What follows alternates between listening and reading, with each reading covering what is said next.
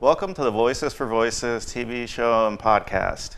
If you could do us a big favor, subscribe, like, share this episode and others that we have. We're well over 100 episodes, so we would really appreciate that. Our goal is to help 3 billion people over the course of my lifetime and beyond, and we can't do that without you, your help, your support, and we thank you for that.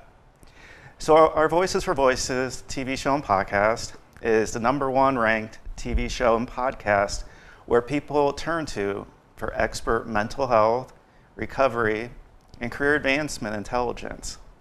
Our TV show and podcast is all about teaching you insanely actionable techniques to help you prosper, grow your self-worth, and your personal brand. So if you are a high achiever or know someone who is and wants something more out of life, whether mentally, physically, or spiritually, please make sure you subscribe to our TV show and podcast right now. We very much appreciate that. So as you can see, our TV show and podcast publishes episodes that focus on case studies, real-life examples, actionable tips, and in-the-trenches reports and interviews from subscribers just like you. So if that sounds like something that could help you or somebody you know grow personally or professionally, then help us out and join us by subscribing. We really appreciate it. We can't do this without you. Thank you in advance. So I think as I was driving into the studio today, pondering the topics of this episode, that when we think about life in general, right, as human beings, it starts out, obviously us as children, and as we continue to grow, things seem larger than life. We go to our first ball game or to our first concert, and the arena and the stadium just seems so larger than life that there's so much going on that we're not able to grasp as much. Because we're smaller, we're shorter, and so that makes a lot of sense. And the speed of life too goes a little bit slower, I would say. Whereas we feel, and speaking from experience, that there's always going to be a tomorrow. There's always going to be a next time. There's always going to be a next day of class, a next day where we'll get to go to a ball game, or we'll be able to go and play catch with our parents outside if that's something we like to do, or go to the movie theater, go to a show, and things again just seem to go at a much slower rate, and we're thinking again there's always going to be a tomorrow, that we're always going to be alive, that our family's always going to be alive, that things are going to remain the same as we know it. And that, as we know, and as I've learned through years, being 42, took me a little bit longer, I think, to realize this, but life isn't always going to continue in the manner that we assumed in the past, and that we would like. We would like to believe that, again, that we're going to live forever, our parents are going to live forever, our siblings, our nephews, our loved ones, our children, and I think that's a hard thing to really grapple with as we grow up. I can think back to being a freshman at Youngstown State University, and the day that the 9/11 attacks happened, being in the dorm room and us kind of gathering around and thinking, oh my gosh, what's going on, and trying to really just come to a realization of what's happening event-wise.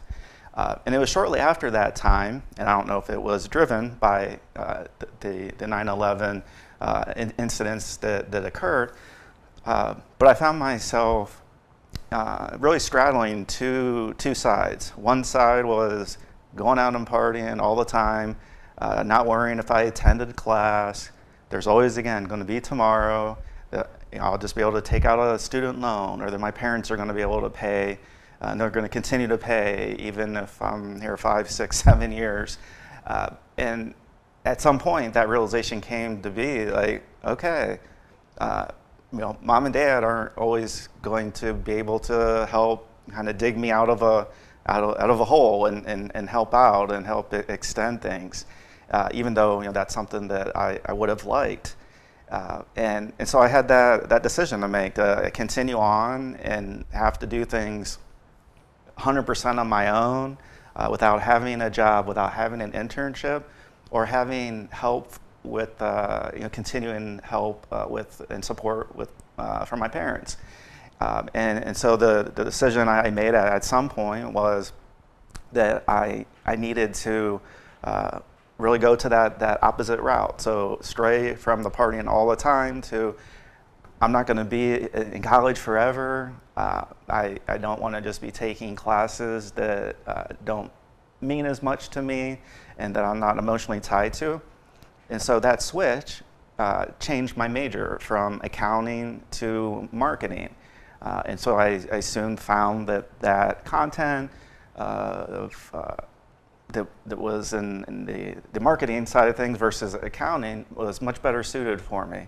So I ended up attending more classes and being more engaged in class and answering questions and really putting thought and energy into the homework and the projects and assignments. And so at that time, I was getting that support that I've always gotten from my family. But that was kind of the first spot where I really needed to, make a decision, go one way or the other. And I was really in no, mental side of things of being able to be 100% on my own at that time. I still needed that support and to know that somebody else was going to be there to help me if I were to fall along the way as that happened. So fast forward, right? We've seen episode 106 where I've talked about my mental health history. So you can check out episode 106 that I go into great detail, being interviewed by one of our prior guests, Stacey Hayes, into again kind of the play-by-play of my mental health throughout the course of my life. And so this episode is different because we're talking about the realization, again, that things aren't always going to be the same. And when we get to that point, how do we react? And how do we prepare for the inevitable that we all aren't going to be alive forever? There's going to be loved ones that, as we grow older, there's going to be loved ones that are in our lives that are going to pass away. Some are going to seem, sudden through accidents. Others may be prolonged with a disease that causes kind of that prolonged suffering, if we want to think about it that way. And so that's where this episode really comes into play, is the realization for me and us as the Voices for Voices organization, where we, again, we're just realizing that life isn't going to continue on, that people aren't going to live forever. And so I want to take us back to last July. And so my father wasn't feeling well, went to the ER, had some tests done, come to find out that he had stage 4 cancer, and it was treatable but not curable. So there's able to be some treatments that can go along the way, but it won't prolong life to the fullest. There would still be kind of what they call a terminal disease. So there's unless medication or therapy or drug comes out to help that particular cancer, that it's going to be terminal. So my dad's relatively young, at 73. I'm 42, and it's taken me again a little bit longer throughout life to kind of mature and to grow. And when I made the decision to enter the hospital to have my mental health addressed, since then in 2017, I've, as you've seen, taken I think a much healthier route to life, and the time and the energy that I spend with the organization and the things that I do personally, valuing family a lot more, and not only my wife, my daughter, my mom, my dad, my sister, my nephews, my brother-in-law, cousins, aunts, and uncles. And I'd like to think that it's better late than never. So less than a year ago, this diagnosis came, and for my dad, and the diagnosis was, a year would be kind of what we'd be looking at from the amount of time that he'd still be with us. So then we have to think again, we're not invincible. So how do we best support individual that is going through an illness of any sort, let alone a terminal illness? And so we spent lots of time in the hospital, at chemo, at palliative care, at oncology appointments, getting second opinions at other hospitals and institutions, just to make sure that there wasn't anything that we would be missing. And so as this the prognosis is going on, right? Life is continuing for me, for the organization, and that's where I want to give a big thank you to all the people on the the counseling, the psychiatry side that is part of my team that is helping me prior to this experience that we're going through now. But then to this day, where I'm able to reach out at a moment's notice, and if I need to text into the office and have if I'm not able to have an in-office visit, I can do Zoom, I can do a telephone call, can do FaceTime, what have you. And that has really helped me, because I don't know where I would be at if I didn't have those options and that help. And so this is, us as an organization, as we try to be the biggest mental health advocates that we can and help as many people as we can't do that without some help. And we shouldn't feel down about reaching out to get some help. Just finishing up teaching 3 classes at Walsh University, and as college students, just in general, right? They're going through a lot of stress. They're going through test anxiety, presentation anxiety, relationships, being away from home, all kinds of things. And having been there, I knew that what I wanted to bring to the classroom was a little bit of that human side of things. Of, it's okay to ask for help. It's okay to do that, to not feel that the stigma that's out there for some individuals, but to be okay going forward, reaching out, using the resources that are available. That's what they're there for.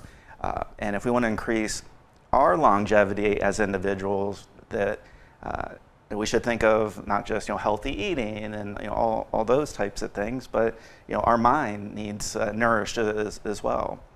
So we talking to somebody, taking some time away from screens, all some of the cliche things that we've heard hundreds of times. But as a true testimony to that, hopefully I am somewhat of an inspiration to say, oh, okay, that there's another individual, and there's more than me, trust me, there's a lot of people out there that are stepping forward now, accepting the help because they're finding that it's helpful in one way or another. So fast forward to kind of current state. So we're within kind of that year window. So we're filming this obviously ahead of when you're going to be seeing it and hearing it and listening, et cetera. So at the current time, the disease, the cancer, has spread from where it started to the brain, and that started to negatively, affect, memory and a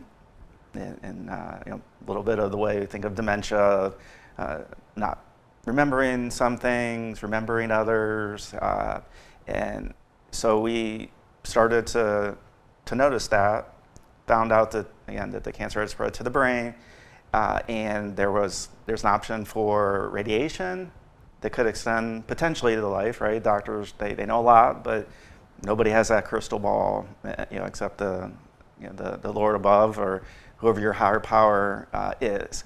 And so when that happened, my dad had gone through a ton of treatment all the way up until that point, other hospital visits associated with the disease, different infections, and so he made a decision, which I think we're all entitled to decide to go forward with treatment or to not. And so he decided that at this point that he didn't want this additional treatment because with that additional treatment was the potential of other side effects of more memory loss, and the quality of life for a short amount of time wouldn't be there, but the hope was that it would improve over time. And so that's kind of the information we were given, and so my dad made the decision that he's at peace with where he's at, and wanted to go home because we were in the hospital for this latest, finding out the latest spread to the brain. And so that's where he's at today. And we just got word, so he's entered hospice at home, and with that we were kind of given the 2-minute warning, 2 weeks or less, and that was a week and a half ago. And now things appear to be imminent. So what I talked about earlier in the episode about as we're younger, we have no fear, call it, and there's always going to be a tomorrow. When I wake up, my mom, my dad, or my guardians, they're going to be there, and obviously, as we grow up, things change. We move out. Some of us get married. Some of us don't. Some of us have long-term relationships, some don't, but by their choices. But as that goes on, loved ones and individuals come and go. And I'm at now the realization that in a very short amount of time, that somebody who I've looked up to from as much as I can remember, my dad, always seemingly, in my eyes, of being invincible, of there's nothing that my dad can't do, always helping me as well as my mom, anytime they can, however they can, whether it's financial or just moral support or support in my mental health recovery journey that I'm on. And so that's tough, and so that affects mental health, right? So those are things of, well, there's going to come a time in a very short period of time from now where I'm not going to be able to go visit. I'm not going to be able to go see and spend time with him. And I think the biggest thing, again, aside from asking for help and to have conversations with therapists and psychiatrists, if medication is the route you're on, or if not, have those talks and those discussions. And if I didn't have that at this point, this is a huge hurdle. It's the closest person to me that will have passed on. Grandparents have passed on earlier when I was much younger. But a parent, it's hard. And so that's why I wanted to share this episode of kind of what us as humans are going through. You see and hear a lot of the episodes and a lot of the great content that we have that we're sharing, the event, the individuals we're able to bring and speak to either in person or through Zoom, and these mission trips we've gone on and we're going to continue to go on, and so, well, again, those are great things. Us as humans, if we're not taking care of us as individuals, it's going to be hard to continue those things. So I've had a very hard time going through this situation of not knowing when the day is going to be, right? So I'm at the studio today, so I may get a call or may get a text after filming this episode that I talk about imminency from we have a week or week and a half potentially to we have hours, and so I don't know how I'm going to react. I've never gone through a situation like this, but again, from the the mental health side, that I can only just stress that has been really a savior, because nobody really knows what we're going through except ourselves, right? We can't see the bruise or the if we have a broken bone, or we're not able to see that heal with a cast or have surgery. These are things that we can't see. So unless we really take a deep breath and make the decision that it might be best just to chat with somebody. You might chat with somebody one time and you might not have to go back. Because I am on an active recovery, that's my story, that's my experience. And so that's what I'm sharing. But your story is going to be much different, and it might take, again, a whole different path. So that's one thing that we get some feedback sometimes, like, oh my gosh, I don't want to do this because I'm going to reach out for help, because I don't want to have to talk to somebody for the rest of my life or take medication. Well, guess what? That was me. That was me when I made that decision. Those are the thoughts that went through my head, that I don't want to admit myself to one of the psychiatric ward wings to the hospital, because I was afraid. I was like, oh my gosh.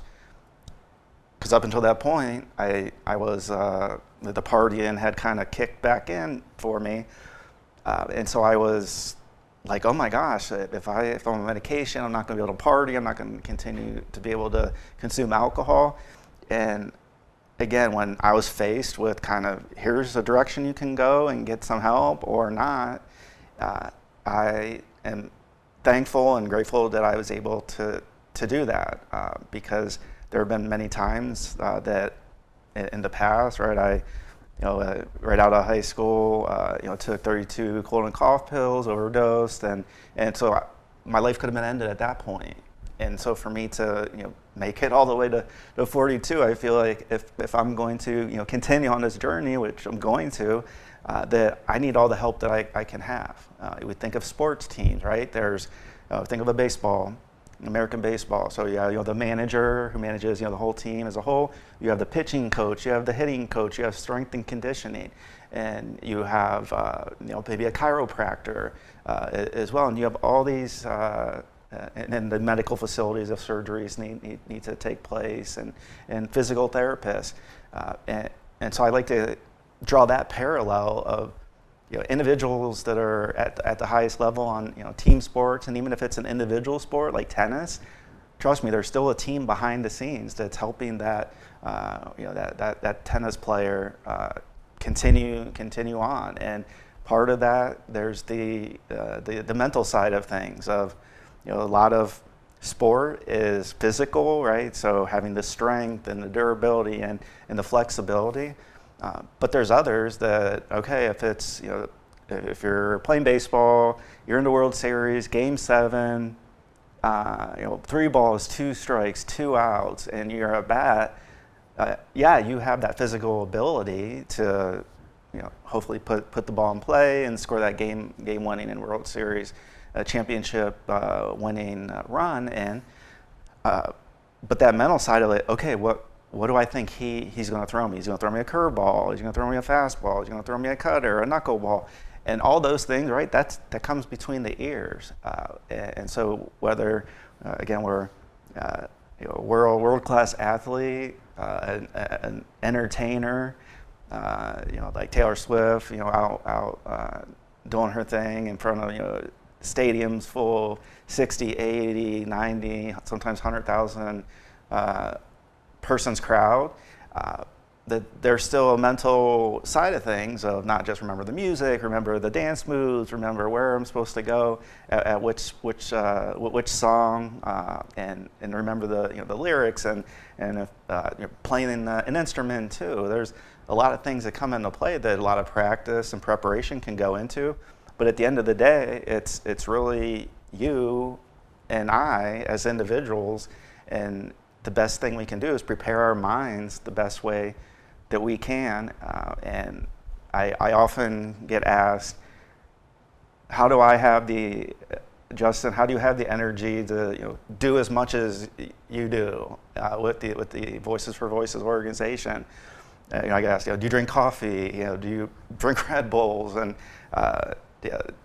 that side of things? And I don't. I obviously have for me, alcohol wasn't a good spot in my life. So over 7 years, staying kind of sober on that, and then other substances would kind of come and go with varying party scenes and times like that. But as I'm here today, I hope that my hopefully energy and inspiration, I mean, it's just one little nugget that you or somebody has found through our multitude of episodes. We're shooting for to have 200 total episodes between here in studio, what we call the Big Show. So you see the Big Show, Voices for Voices drop.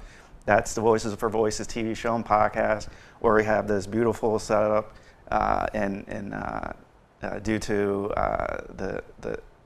the great people of Hudson Community Television, being able to do that. And then we have other episodes where we might be doing some traveling, and so we might bring some episodes that way that might not have the similar background that you see, but we feel that from time to time it's helpful to bring things in different times, different angles, different perspectives. So no, I don't drink coffee. I try to stay away from caffeine in general, because that kind of increases my anxiety, and just really made that decision that I want to help others. And so with my father, given his prognosis, I mean, he has meant, and he means the world to me, to my family. We're going to miss seeing him physically, but we know that spiritually, he'll be in heaven, and we'll be able to talk, and he'll be able to see us do some positive and great things, and so that's what this episode is all about. We cover kind of the lifespan of how things seem big at first, and then as we grow, and then we're held more accountable, I guess, in certain senses of being able to pay bills and to like, and if we want to travel, that we have the money to be able to do so, and aside from the relationship side of things. And hopefully the mental health side is a side that you at least take a look at. Again, we're not forcing anything. We just feel that it is helpful, and as helpful as you can be to yourself is how helpful you'll be able to be to others. So thank you for joining us on this episode of the Voices for Voices TV show and podcast, The Big Show. I am your host, Justin Allen Hayes, founder and executive director of Voices for Voices. We can't do this without you, so we're open to any and all support. And until next time, please be a voice for you or somebody in need. Take care.